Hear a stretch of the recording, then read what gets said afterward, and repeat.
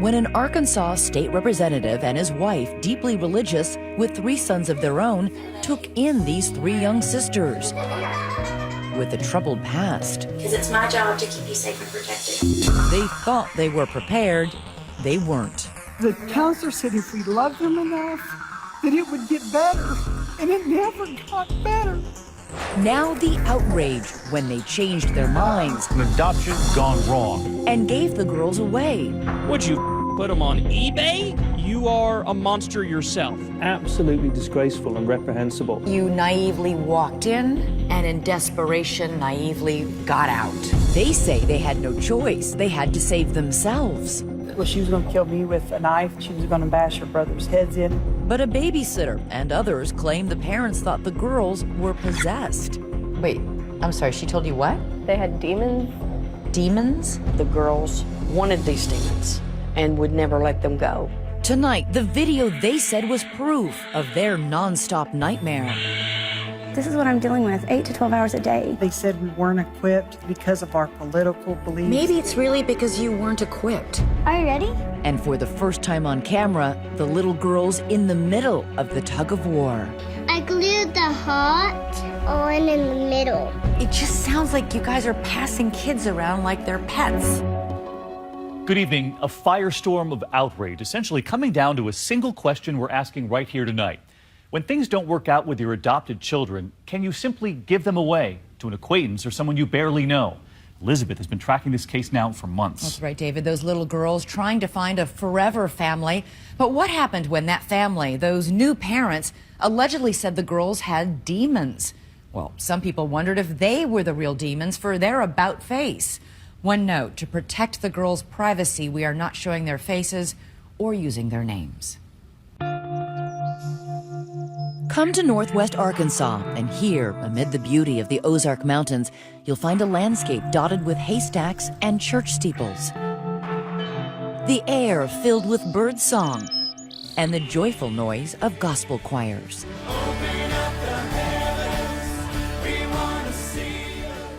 As you drive south from Fayetteville, you reach the tiny town of West Fork. Blink and you'll miss it. You think it'd be how to be saved? Or it was here that Justin and Marcia Harris were raising their 3 boys in a devoutly Christian household. Heavenly Father God, we come to you in the name of Jesus. Lord, we just thank you for today. When one evening after dinner, they received a mysterious phone call from a woman they had never met, the mother of 3 little girls, making a request they never expected. Will you please take my daughters? You know, she's going to lose her children. But did you ask her why she was losing her daughters? Of course, she didn't tell me much of anything. Take my daughters, 3 sisters, ages 4, 2, and 9 months. A strange request, yes, but not an absurd one. The Harrises are known as child care professionals. They hold degrees in child development. They run a Christian daycare center called Growing God's Kingdom. 5 little speckled frogs sitting on. Thank you, Madam Chair. And Justin, running as a family values conservative, has been elected to the state legislature. Hi, my name is Justin Harris. I represent District 81. Isaiah, is it your turn to do the card devotion? Spend any time with them and you will see right away it is all about faith and family. God, I pray that you help me as I work through today. God. Marcia described Justin as a father. He's loving and patient, and he puts his children first. I couldn't ask for him to be a better dad. Why does it make you emotional, Justin? Because I love my family so much. I think that's what's important at the end of the day. So important, in fact, that the Harrises had already decided years ago that they wanted to adopt more children. We saw the need of other children, and we think that is the philosophy that should be out there. We added 3 more bedrooms onto our home. Bathroom, and We added 2 more bathrooms onto our home. That's pretty concrete before having anything in place, right? Yes, nothing was in place. So when that odd phone call came, it almost felt like divine intervention. Over the following months, the Harrises discussed and prayed and decided to go for it. They arrange a meeting with the mother in the parking lot of this Fayetteville church, and they tell her they want her daughters. Don't you think maybe you weren't considering all the possibilities? That this might be a little bit more than you should take on? Elizabeth, I think we did consider those possibilities. But I want to be clear, why we were wanting to do this was because we had love for children. It sounds rash to decide to adopt 3 girls you haven't met, about whom you know very little. For us, it was not any different than doing an international adoption where you've not met children. The Harrises would soon learn some of the harrowing details of the girls' short but troubled lives. A drug-addicted mother involved with a string of sketchy men prone to criminal activity and abuse of the kids. The house reduced to ashes in a meth fire. Ugly stuff. In fact, by now, the 3 little girls are wards of the State Department of Human Services, or DHS. And how were they doing, all 3 girls? The 2 younger girls were doing great, just 2 normal little girls. The older girl had some problems, and she would have some outbursts sometimes. Adoption specialist Jan Wallace is brought in to find the girls a permanent home. By now, the oldest daughter is in therapeutic foster care, and the 2 youngest girls are in the home of Cheryl and Craig Hart, experienced and respected foster parents. You got the baby first. We did. She was cute. She was really cute. What about the middle daughter? What was she like? She was just over 2. She loved bows in her hair. She loved matching flouncy little tutus. She loved to get dressed by herself in the morning. But the Harts can tell the girls have already been through a lot. One sign, it appears the youngest, still a baby, has already been sleep-trained the hard way. She didn't cry? Not really. Not much. You could see that she hadn't gotten any attention, and she wasn't used to people, fussing over her or whatever. So even at 9 months, she learned not to cry because... Nobody came. Nobody came. And the middle girl indicates some of the attention she had received was the wrong kind. She said, "My baby sister, she's safe." And I said, "Yeah, she's safe. Why?" And she said, "I don't want the boogeyman to get me. I don't want him to get my baby sister." So it didn't take long to figure out that she had been abused. Still, the Harts say the girls never really acted out. They weren't violent in any way with any of the other kids? Never. No, never. Instead, they say these images show the girls' typical disposition, happily brushing their teeth, playing on the playground. This is the middle girl having fun at a football game. Our Father, who art in heaven. And at night, saying the Our Father. Like any faithful Christian family, the Harts carefully taught her the Lord's Prayer. Forever and ever. Forever and ever. Amen. Amen. Meanwhile, nearby, 2 other faithful parents, Marcia and Justin Harris, are hoping to take those 3 girls they've never met out of the temporary placement of the Harts and permanently adopt them to become their forever family. But there's a snag. DHS isn't making things easy, concerned about placing abused girls in a home with any other young children. I did not want the children ever placed there. Ever, ever. Because as a family, they had no experience dealing with children with these issues. Correct. Wallace wants them in a family with no other small children. It'd just be better. For one thing, they could get full attention. They could get the therapies that they needed. But the Harrises insist the opposition from DHS was about something else, their faith. DHS was opposed from the first meeting that we had because they felt like we were a fanatical couple. That was their #1 issue. So they weren't concerned about the girls, they were concerned about your faith? Yes, and they said it's going to take more than God to deal with this issue. The Harrises hear all about it during a meeting with everyone involved with caring for the girls. And they had their therapists there, the caseworkers were there. Everybody tried to talk to them so they realized how serious an undertaking they were asking. It just fell on deaf ears. How blunt was everybody being with the Harrises in this meeting? Did people say, this is a bad idea? Yes. And what did she say? She said, we each have a degree in early childhood development. We have a daycare where we have therapists on site, and we have God, and we believe in the power of prayer. The Harrises are adamant they feel they can handle the girls. And by the summer of 2012, despite all those objections, a judge approves the triple adoption. When the judge said, you're going to take the oldest girl first and see how that goes, and if things go well, then we'll gradually move in the other 2. They literally fell to their knees and thanked Jesus. I'm not kidding you. Their prayers have been answered. The Harrises have the family they wanted. So how does their little slice of heaven turn into a living hell? She just screaming in rage at the top of her lungs. And I said, this is what I'm dealing with, 8 to 12 hours a day. Stay with us.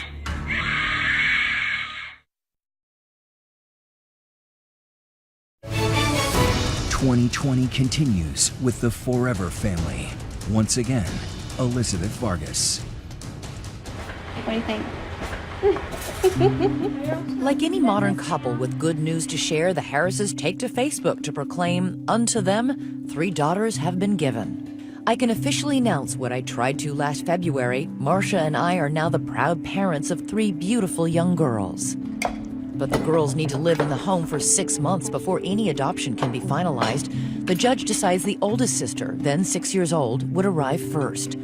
Justin tells his 3 sons, then 8, 9, and 11, the house will no longer be dominated by the Y chromosome. We're adopting girls, so you're going to have to wear pajamas from here on out. So which room was this?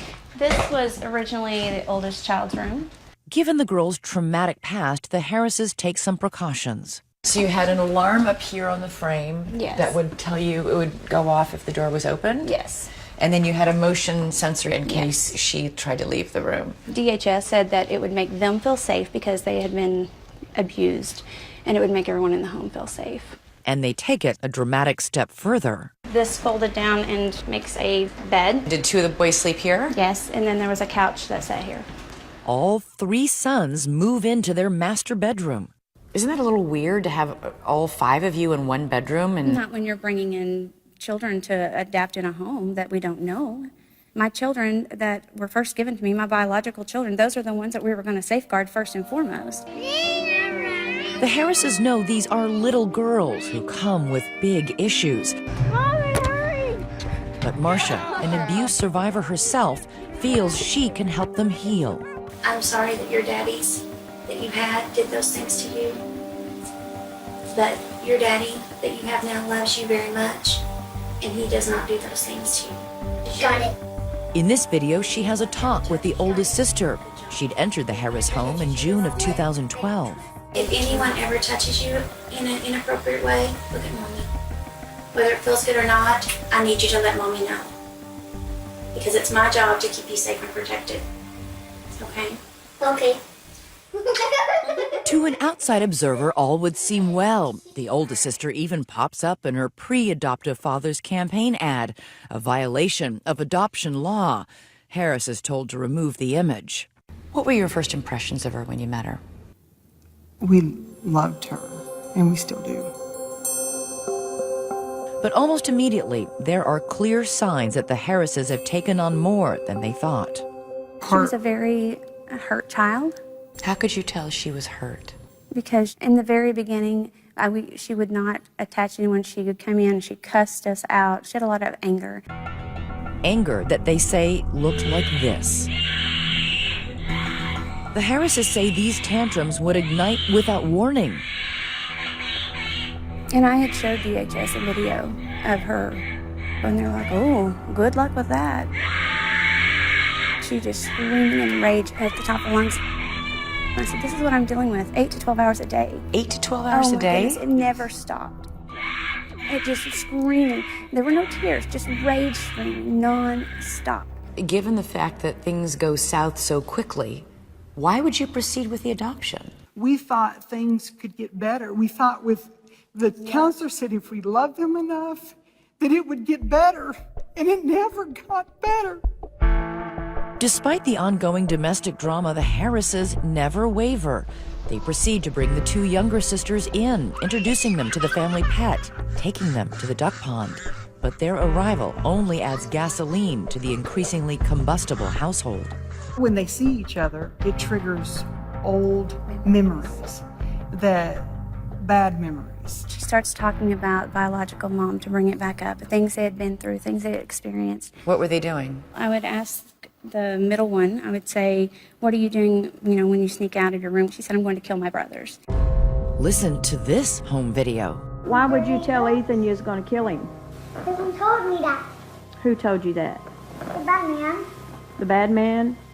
The middle girl discussing fantasies of murder with sweetness in her voice. What did he tell you to do to him? To kill him, for real.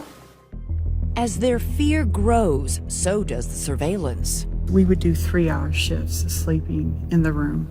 I would sleep for 3 hours, watch the cameras. Then Marcia would sleep for 3 hours, watch the cameras to make sure that they would not sneak out of the rooms. The Harrises would learn there is an explanation for what was going on. The oldest girl had been diagnosed with reactive attachment disorder, or RAD, causing an inability to attach with others. The Harrises would later get the middle sister diagnosed as well. RAD is an often misunderstood psychological condition that develops when a child's basic need for comfort and affection are not met. In serious cases, these children can become dangerous. This sounds like a family under siege. It is. The Harrises suggested we speak with these parents who also adopted children with RAD. They say the Harrises' ordeal mirrors their own. You knew what they were going Absolutely. through. How? We adopted 2 children. The youngest one attempted to stab his brother on 3 separate occasions. And my daughter tormented her little sister, lit her baby blanket on fire, and cut all her hair off before she was 3 years old. They kick you in the face, they spit at you. And their rages are with knives. As the situation rapidly deteriorates, the Harrises say they are at a loss. Their love, their childcare expertise, their prayers, it's just not enough. The oldest sister especially is beginning to frighten them. Why did you feel so strongly that she was a danger? A 6-year-old girl. She was going to kill me with a knife in the front and the back. She was going to bash her brother's heads in with a rock. That must have been scary. It was very cold. After only 16 days with all 3 girls under their roof, the Harrises say they can't take anymore. They called DHS and dropped the oldest sister off at an inpatient psychiatric facility. But then, on a day visit home, they say she kills the family guinea pig. How did that happen? Her words to me were, I stepped on it until I felt it with my foot, and I wanted it to die so that my brothers can hurt like I hurt. After that, the oldest girl's temporary removal from the Harris home becomes permanent. Still within her 6-month trial period, her adoption is terminated. What did you tell this little girl about why she couldn't stay with you? You know that you can't come back and live in our home. You're not safe. You have to go live where there's not other children. Coming up, the Harrises remain convinced the other 2 girls can be saved. But what lengths will they go to do it? There was a group coming in from Alabama that was supposed to pray over the children and get the demons out as an exorcism. Marcia and Justin told you there was an exorcism. The babysitter story, when we come back.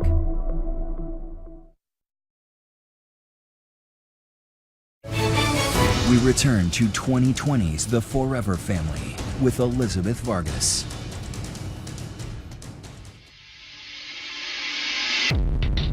It is January 2013, and the Harris household is deep into its winter of discontent.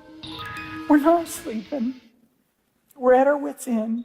We've done all this counseling, and nothing is getting better. The oldest of the 3 sisters is no longer there, but the Harrises say the middle sister, also diagnosed with RAD, is now acting out, despite regular therapy sessions. Did you have any training to deal with this? We did our 4 years in child development specialist. I worked at Children's House Therapeutic Daycare Center. So we know it. And yet you both admit that you were completely at a loss. Even professional counseling doesn't even teach you to deal with children with reactive attachment disorder.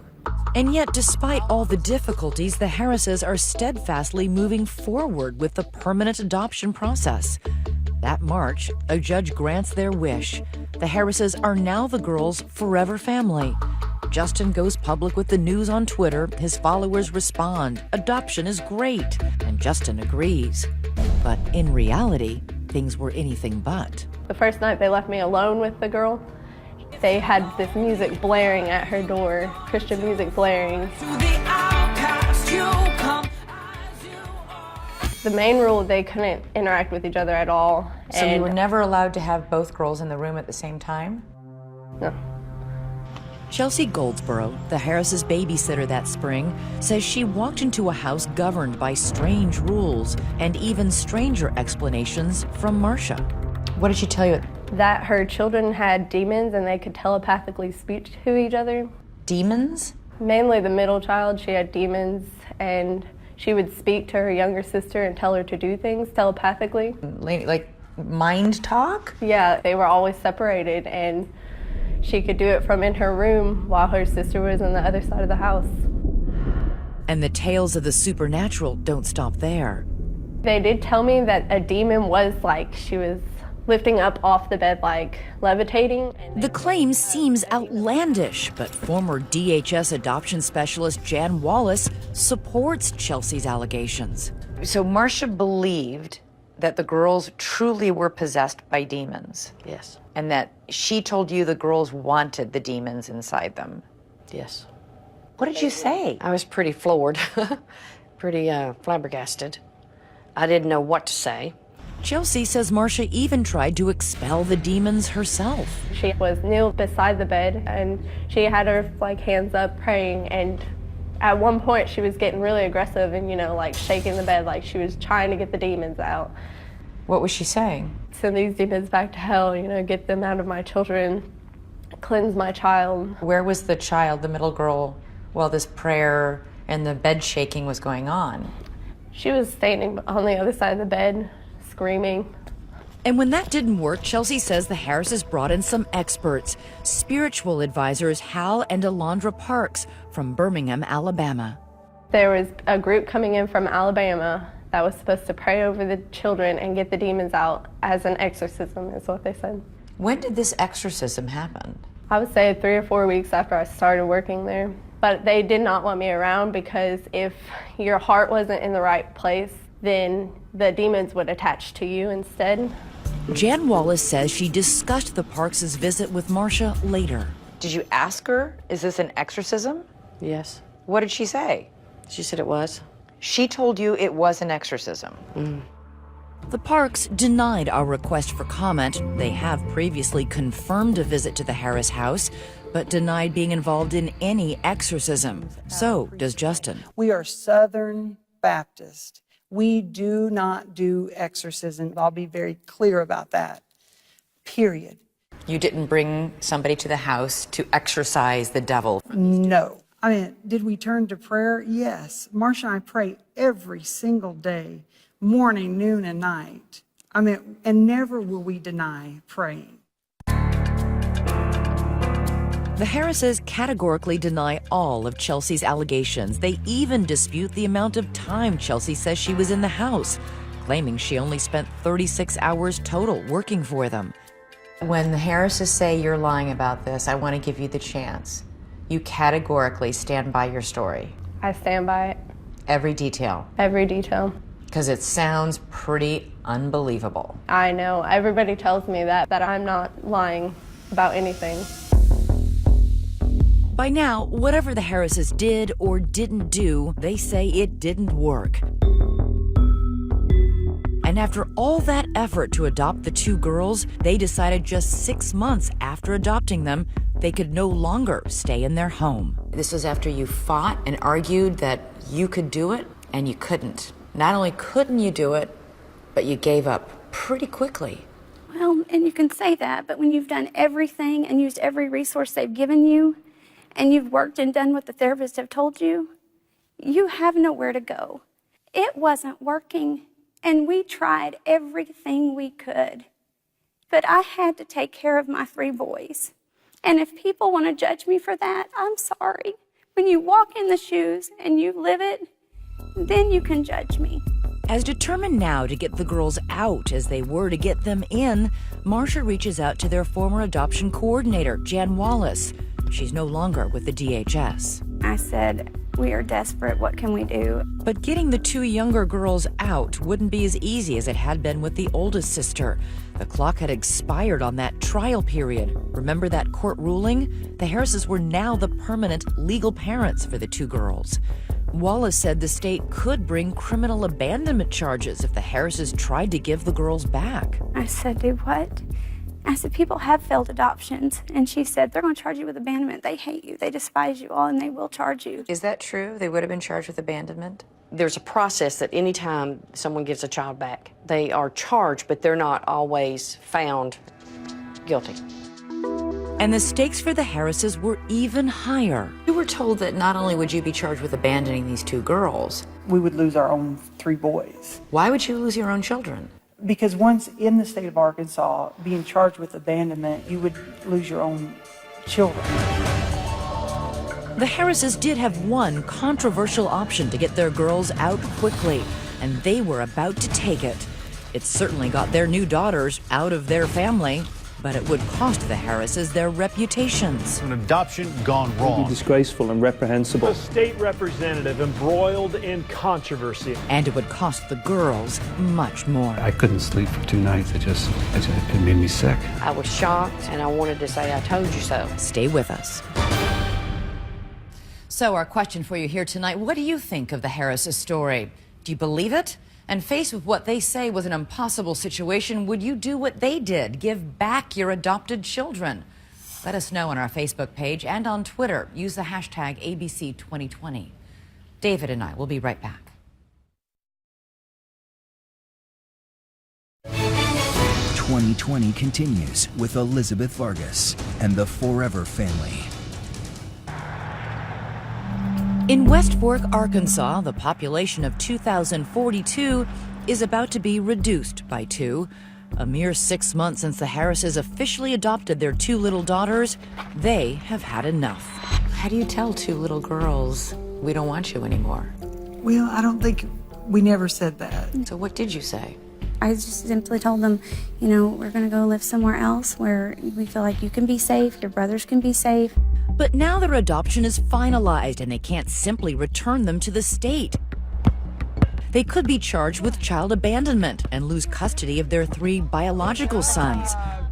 So instead they opt for something called rehoming, a term borrowed from the pet adoption world. Rehoming is a legal loophole in the system that allows adoptive parents to basically give away their kids. There is virtually no vetting and no judicial oversight. And remarkably, rehoming at that point was legal in all 50 states. The question is were you so naive about what it takes to raise severely traumatized children that you naively walked in and in desperation naively got out? Like, just get them out. When I was threatened with abandonment and losing my own 3 boys, we had no choice. Marcia reaches out to friends, the Francises. Like the Harrises, they look great on paper. Marcia knows the wife from college, and the husband, Eric, was once a teacher at the Harrises preschool. I said, well, here's the situation, and I told her about the girls, and she said, we've been praying about it, we want to adopt. And were you fully honest about how challenging these 2 girls were? But see, they've adopted internationally 3 times, and they had a daughter with Rad, so they were very familiar with it, and they wanted to move forward. We said, okay. But within months of moving into the Francis home, an already tough situation turns tragic. The decision by Justin and Marcia Harris to rehome the adopted children inexcusable. The middle girl is molested by her newest dad. Bombshell reporting this week tying State Representative Justin Harris to an adoption gone wrong. The news breaks months later when police are alerted by an anonymous tipster. An investigation from one of our news partners uncovers a startling link between an Arkansas state representative and an admitted child rapist. What was your reaction? Sickened and devastated. Don't you think you're responsible for putting that little girl in that home where she was sexually abused? This guy, I looked him in the eye. He worked for the Bentonville Public School for 5 years, did FBI background checks, did safe home studies, 3 for international adoptions. There's no way we could have known that he was a bad guy or a pedophile. Still, the Harrises launch into damage control mode, anxious to show that the girls were not the only victims. We were failed by DHS. When DHS fails adopted parents, they fail the children even more. He uses the State House as his backdrop, but his 11-minute press conference focuses mostly on the system and how it failed the Harrises. Justin offers few apologies. We were not prepared for children with severe undiagnosed reactive attachment disorder. A state representative embroiled in controversy. And outrages a nation. Justin shutters his Twitter account, but online, people are slamming the family values legislator. And on his voicemail, it gets even uglier. I was just wondering why a piece of like you wasn't in jail. I think you should be arrested for that. I mean, this is absolutely disgraceful and reprehensible. You are a monster yourself. Disturbing story from a so-called man of God. That can't be easy for you. It's not easy, but we believe at the end of the day, my wife knows the truth and my 3 boys know the truth. And what else can you do? You can understand, though. It sounds from the moment you met this biological mother in a parking lot to the point where you get first one daughter, she's too much, we send her back. We'll take these 2 daughters, they're too much, we give them away. It just sounds like you guys are passing kids around like they're pets. But from an outsider's perspective, it does look horrible. In hindsight, things should have happened differently. Not could have, they should have. But the point is other foster families, local DHS officials say they said you're not equipped to handle these 3 girls and their issues. And in fact, you admit you weren't. Elizabeth, if they said we weren't equipped for the right reasons, I would agree with that. The reason why they said we weren't equipped is because of our political beliefs. Maybe it's really because you weren't equipped. Craig and Cheryl Hart, who fostered the 2 girls before they were handed over to the Harrises, are appalled at the way things turned out. It still bothers me a lot. It's hard to get over.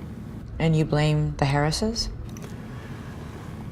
I don't know if blame's the right word, but, I think that they caused it. They set into in motion a series yeah. of events. That's right. And they should be responsible for the consequences. Do you think you did something wrong? No, I don't think I did anything wrong. But you have admitted you made mistakes. Mistakes and doing something legally wrong are 2 different things. Everybody makes mistakes. I mean, I make mistakes on a daily basis. But these mistakes involve the lives of 3 little girls. Absolutely they do. And now the state police are investigating whether those mistakes might have been crimes. Coming up, what becomes of those 3 little girls? Let it go! Let it go! To the back of the door! For the first time, we get to meet them. Will they ever find their forever family? Stay with us.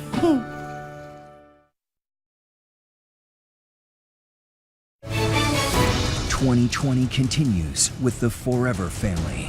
Once again, Elizabeth Vargas. We are heartbroken by this situation. Who is responsible for the Harris adoption disaster?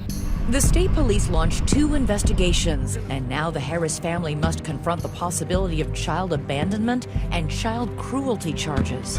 I was struck as I read through the second state police investigation into everything that happened at how much your boys talked about how much they were impacted by what happened. It's all been hard on them. It really has. But having them go to their school and serve a court order on them when we didn't even know we were under investigation, that really affected them very strongly. The state police concluded their months-long investigations and found the charges of any wrongdoing were unsubstantiated. Still, this summer, Representative Harris announced he would not run for re-election. At the end of the day, we knew it wasn't, the best thing for the family. Through all the trials and tribulations, no one was more affected than those little girls. And for them, something you might call a small miracle has occurred. The oldest daughter, now 9 years old, has reportedly been adopted into a family where she is doing well. As for the 2 youngest sisters, now 5 and 7 years old, they're with 2 new parents and 2 teenage sisters. See for yourself. Okay, Elsa, how do you like my outfit? I'm the queen. Look at me. Their mother and father asked us to conceal their identity to make sure the girls' privacy will be preserved. My heart just went. The second you set eyes on them? There's no way to describe what happened in my heart. I just wanted to mother them. I saw them as desperate, abandoned little girls who were just in need of someone to love them. It is a moment they will never forget when 2 sisters danced their way into their hearts and their family. Though they want to be clear, it did take them time to adjust. In the beginning, she tested, is this going to be my forever home? Yeah. She just said, I know how this is going to work. You guys are not going to want to keep me, and so I'm going to act out. And when she did, we just said, okay, great, are you done? Let's get to the bottom of what's the problem? What are you anxious about? Did she ever actually come out and tell you, I'm anxious you're going to be like the other families? And She has said that. Oh, yeah. yes. Yeah, because for forever family, for her, she's heard it before, and it wasn't forever. how long did it take for everything to settle down in the house? I would say about a year. And this is me, super, super happy. It was because it was my first day. It was my first day to be adopted here in this family. This is on Mommy's birthday. I didn't want to use a green photograph, so I color it purple because I love purple. The new Forever family are also devout Christians. I'm gonna walk worthy of the Lord. I had the opportunity to spend some time with the girls, and I was struck by how well adjusted and happy they seemed. Hi, Daddy. Hi. The middle sister, ever curious, is captivated by our cameras, interviewing me with my own microphone. What's your favorite color? I think I like green. Good answer. Why do you like green? Because it's soothing. It's what the color of the ocean is. But the sea's not green. The sea can sometimes look bluish green. They happily put on a show for us. Let it go! Let it go! To the back and slam down! They show me self-portraits with smiling faces I glued the heart on in the middle. and share their plans and their dreams for the future. This little picture is my orphanage. They're all going to have golly homes because I'm going to find them golly homes. The middle child crawled up in my lap and she said, you know, Mama, God is going to use me to heal people. It is just one day, but I witnessed no signs of the violent, angry behavior or other rad symptoms the Harrises describe. Oh, yeah, I missed you. What did you do differently? Because the Harrises are also God-fearing, God-worshiping people. Faith is very important to them. I don't know the Harrises, so I can't speak for them. The Lord showed me from the very beginning that these wounded, damaged, abused little girls, that's not who they are. We go back to the Harris home, where we see no sign of the girls who came and went, except in the yard, where these pink bikes and a dollhouse sit like unguarded monuments to a misguided, if well-intentioned, dream. I did want to tell you both that I spent yesterday with the two girls, and they're doing really well. That's good. Is there anything that you want to know about them? There's a lot we want to know. How is their birthday? I mean, how are they doing? Do they remember their mom and dad? We pray for them. We continually want the best for them. They seem to be flourishing. It is good. It's very good news for us. Flourishing in their forever family. We had been introduced to the song called Wanted, so healing for them. Wanted, a song that finally rings true. You